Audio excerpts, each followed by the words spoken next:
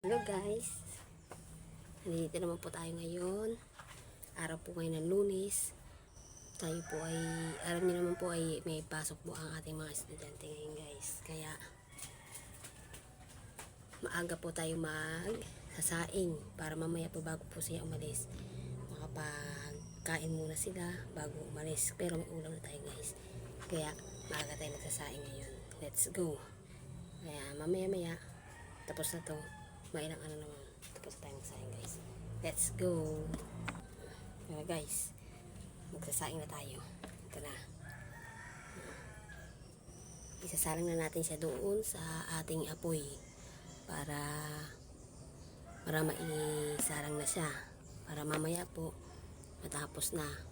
Para bago mag alas 10 tapos na isalain natin.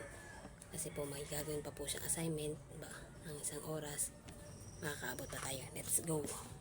Wait lang. Salang na natin.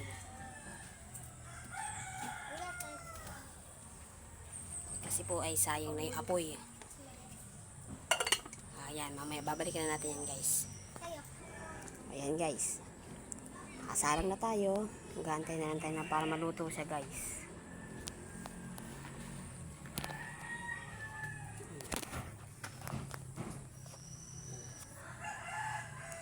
Malakas guys yung apoy ko oh. Mabilis lang yung pasaing maluto. Para mamaya kakain na lang tayo. Hindi na namin problema ang ulam kasi may ulam naman dyan. Kanin lang ang lulutuin natin guys. Tsaka mainit na tubig. Diba ang lakas? Mas maganda pa po kasi magluto sa kahoy kaysa sa tangke. Kasi mas mabilis magluto dito eh kaysa sa tangke.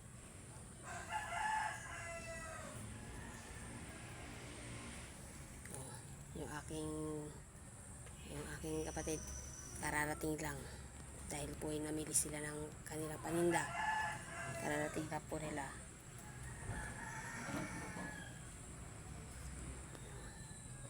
Abangan natin pag ito ay matatapos na guys kasi magsasalang tayo ng mainit na tubig. Let's go. May ginagawa pa guys yung aking tiyahin no? Busy sila doon oh. Nag-aayos silang magnanay. Yung lola ko nag-aayos silang bahay nila. Naglilinis sila. Kaya busy sila. Malapit na maluto guys yung aking sinaing. Kaya mamaya magsasalang na tayo ng ibang isasalang natin.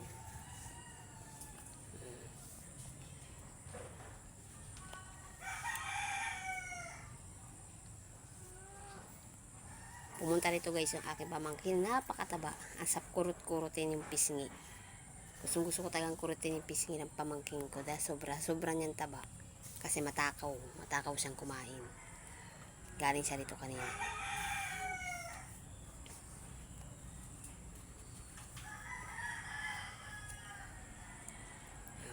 Mamaya uli guys, wait lang.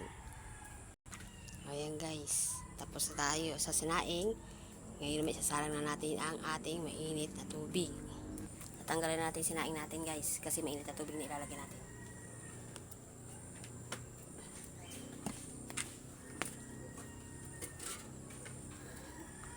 Ayan na.